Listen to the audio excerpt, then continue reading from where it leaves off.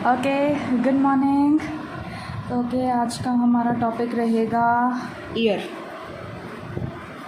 ठीक है, आज का टॉपिक हमारा क्या रहेगा? ईयर रहेगा। ठीक है, लास्ट टाइम हमने आई ख़त्म कर दिया था, यानी कि अपनी आँख ख़त्म कर दी थी, पूरी तरीके से ख़त्म कर दी थी। और अब हम क्या करेंगे? ईयर के बारे में पढ़ेंगे। ठीक है, ओके फाइन। सो देखो, ईयर के अभी हम यहाँ पर फंक्शंस वगैरह के बारे में थोड़ा सा बात करेंगे, और थोड़े से कितने पार्ट्स वगैरह हैं तो उसके बारे में भी अभी हम यहाँ पर बात करेंगे। सो देखो, सबसे पहले हमारे पास होता है क्या? ईयर के बारे में बताने की ज़रूरत नहीं है। कान होता है, कहाँ होता है देख लेना। ठीक है, किसका जितना सुंदर है, ठीक फाइन, वो उतने बढ़िया तरीके से अपने कानों के बारे में पढ़ना। ओके, बहुत बेफालतू का जोक था। चलो, तो ईयर एक्चुअली इसके हमारे कितने फंक्शंस होते हैं? तो 2 सेंसरी फंक्शंस होते हैं इसके। ठीक है, कितने फंक्शंस होते हैं? 2 सेंसरी फंक्शंस होते हैं। ठीक है, अच्छा, सेंसरी का मतलब हम बताए थे, मतलब मैंने बताया था कि सेंसरी होता है और एक मोटर फंक्शन होता है। सेंसरी मींस दैट कि जो हम सेंसेशन को बेसिकली ले रहे हैं, यानी कि ऐसी इन्फॉर्मेशन जो हमारे ब्रेन के पास आ रही है। तो ईयर का सेंसरी फंक्शन का मतलब क्या है? कि ऐसी इन्फॉर्मेशन जो हमारे ईयर के पास आ रही है। ठीक है, और मोटर कहने का मतलब हम ये कह सकते हैं कि जैसे हमारे ईयर के पास आ रहा है ब्रेन से। ठीक है, सेंसरी तो हमारा क्या होता है कि एनवायरनमेंट से जो हमारे ईयर के पास आ रहा है। ठीक है, कि उसने कुछ सेंस किया। लेकिन मोटर का मतलब क्या होता है कि ब्रेन ने अब उसको सिग्नल भेजा कि जो आपने सेंसेशन लिया है या जो आपने स्टिमुलस लिया है उसके अगेंस्ट आप कैसे रिस्पॉन्ड करोगे। ठीक है, तो वो हमारा क्या होता है? मोटर फंक्शन होता है। फाइन, तो एक सेंसरी फंक्शन है और एक क्या है? मोटर फंक्शन होता है। तो मेरे हिसाब से सेंसरी वर्ड का मतलब समझ में आ गया होगा। ठीक है, सेंसरी क्या मतलब है इसका। ठीक है, तो सेंसरी का मतलब हमारा यहाँ पर क्या होता है कि जो हमने परसेप्शन किया है, जो हमने लिया है, कहाँ से लिया है? फ्रॉम द एनवायरनमेंट से हमने लिया है। ठीक है, सो इसके टोटल 2 सेंसरी फंक्शंस हमारे होते हैं। कौन कौन से 2 सेंसरी फंक्शंस होते हैं? एक फंक्शन तो होता है इसका हियरिंग का, सुनने का फंक्शन। ठीक है, एक होता है इसका कौन सा फंक्शन? हियरिंग का। और एक फंक्शन इसका हमारा यहाँ पर क्या होता है? Balance of the body. काफ़ी मतलब अगर आपको कभी खड़े होते ही एकदम से कभी क्या आ रहा है? चक्कर आ रहे हैं। ठीक है, सो खड़े होते ही अगर आपको चक्कर आ रहा है तो इसका मतलब ये नहीं है कि आपका दिमाग में गड़बड़ है।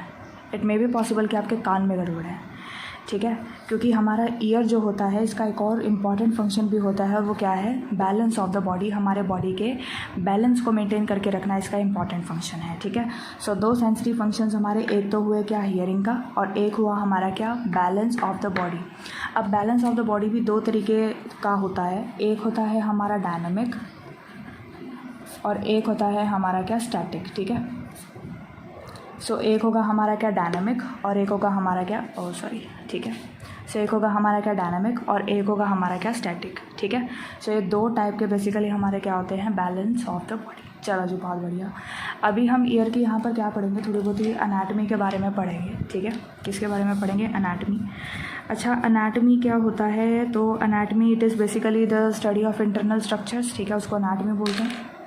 जैसे प्लांट अनाटमी हम पढ़ते।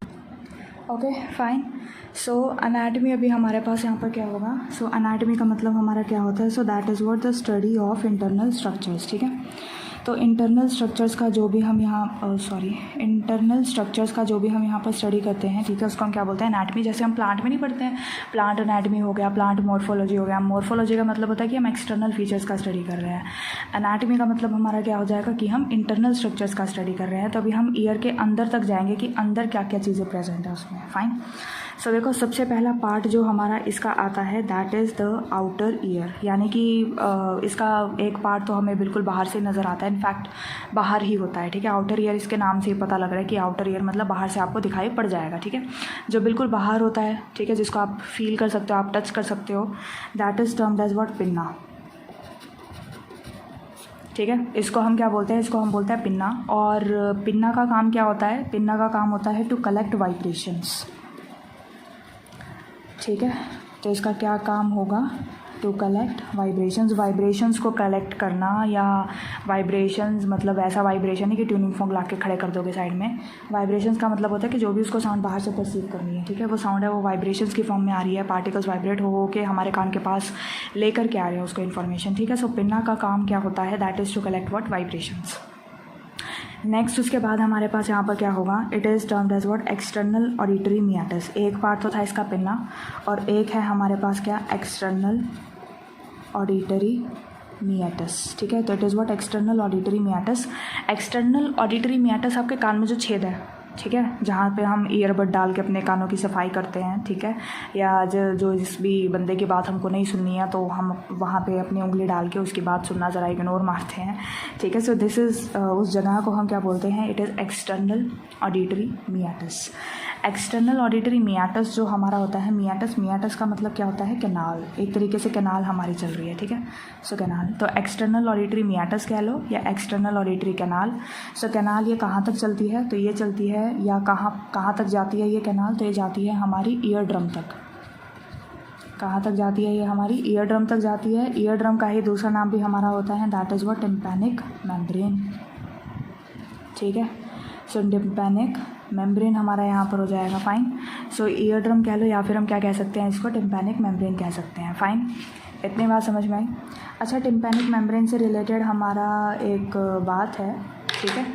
टिम्पैनिक मेम्ब्रेन से रिलेटेड क्या बात है, वो ये है कि it is made up of connective tissue. किसका बना हुआ है, it is made up of connective tissue. किसका बना हुआ है, ये हमारे कनेक्टिव टिश्यू का बना हुआ है, ईयर ड्रम या फिर टिम्पैनिक मेम्ब्रेन, ठीक है। नहीं दिखाई पड़ेगा आपको क्योंकि कैनाल जस्ट हमें उसका ओपनिंग नज़र आता है, कहाँ तक जा रहा है, वो कहाँ तक वाला जो स्ट्रक्चर है वो हमको नज़र नहीं आने वाला, ठीक है। सो सबसे पहला आउटर ईयर की बात अगर हम करें तो उसके अंदर पिन्ना था, ठीक है। Pinna collects vibrations. External auditory meatus या कैनाल जो कि हमारे ईयर ड्रम या फिर टिम्पैनिक मेम्ब्रेन तक रन करती है। टिम्पैनिक मेम्ब्रेन किसका बना हुआ है, कनेक्टिव टिश्यू का बना हुआ है। टिम्पैनिक मेम्ब्रेन से रिलेटेड एक और इम्पॉर्टेंट बात है जो हमको याद करना है, और वो ये है कि it is covered with skin outside and mucus membrane inside, ठीक है। सो जो टिम्पैनिक मेम्ब्रेन हमारा होता है, ठीक है, that is covered with skin outside, ठीक है ना, और हमारा जो म्यूकस मेम्ब्रेन है दैट इज़ इनसाइड, ठीक है। तो ये एक अलग से पॉइंट है जो आपको याद रखना है कि ईयर ड्रम के बाहर तो स्किन होता है, तो it is covered with skin outside and mucus membrane हमारा होगा अंदर की तरफ, ठीक है। अच्छा, फिर उसके बाद हमको ये चीज़ देखनी है कि जो हमारा ये एक्सटर्नल ईयर या आउटर ईयर की जो अभी तक हमने बात करी थी, इस आउटर ईयर के फंक्शन, मतलब इसके अंदर ऐसी और क्या क्या चीज़ है, मतलब अभी हम टुगेदर मिला करके बात करेंगे। तो इनके अंदर एक्चुअली क्या प्रेजेंट होते हैं, हेयर्स प्रेजेंट होते हैं। So it is very fine hairs are present. तो वेरी फाइन हेयर्स हमारे यहाँ पर प्रेजेंट होते हैं, और साथ में क्या प्रेजेंट होते हैं, वैक्स सिक्रीटिंग, वैक्स नहीं होता है हमारे कानों के अंदर, ठीक है ना, तो वैक्स उसको प्रोड्यूस करने वाले कुछ ग्लैंड्स होते हैं। So it is wax secreting glands, ठीक है। So it is wax secreting glands, जिसको हम क्या बोलते हैं, सिबेशियस ग्लैंड कह लो, या फिर कानों के लिए हम सिबेशियस, क्योंकि सिबेशियस ग्लैंड्स तो सारी जगह होते हैं ना, तो उसके लिए हम एक और वर्ड इस्तेमाल कर सकते हैं, दैट इज़ व्हाट सेरियोमिनस ग्लैंड, ठीक है। तो हम इसको क्या बोल सकते हैं, या तो हम इसको बोल सकते हैं क्या, सिबेशियस ग्लैंड, ठीक है, या फिर हम इसके लिए एक और वर्ड भी इस्तेमाल कर सकते हैं, दैट इज़ व्हाट सेरियोमिनस ग्लैंड, ठीक है। समझ में आ गया बात। तो आउटर ईयर से रिलेटेड आपको ना ये सारी बातें ध्यान रखनी है। पिन्ना का और एक्सटर्नल ऑडिटरी मियाटस का बना हुआ है। पिन्ना का फंक्शन है वाइब्रेशंस को कलेक्ट करना।